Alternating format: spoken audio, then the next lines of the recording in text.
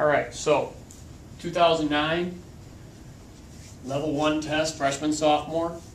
Number 3 is what we're going to work on today. If I blow this up a little bit so you can read it a little better. We have the region at the right is formed by placing 4 congruent squares edge to edge. All right. If the perimeter of the region is 30 inches, what is the area of the region? So the first thing, and again, take a second, try this problem. All right. What I see is I want to redraw this. It says 4 squares. So you have to understand the squares look like this, and they're edge to edge. And that figure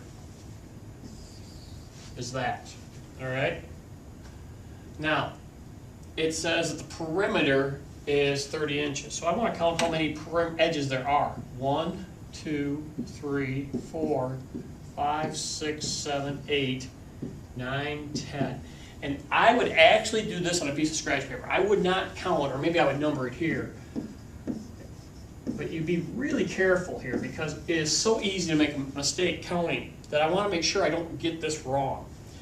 Well, I know the perimeter is 30, and I know there are 10 edges. So I get each edge is 3 inches. So then it says, what is the area of the region? So at this point, even though it's a little bit overkill, I would probably redraw it. And to show it off, I would probably dot in my mind, or actually on the paper probably, the squares. And if I dot the squares and I mark each of them 3, 3 inches, 3 inches, 3 inches, 3 inches, 3 inches, 3 inches. And what's the area of this shape?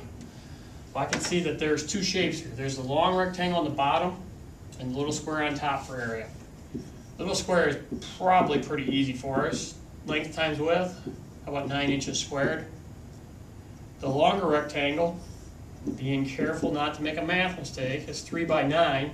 3 times 9 is 27 inches squared. We have like terms, inch squared, inch squared. If I sum those, I get 36 inches squared.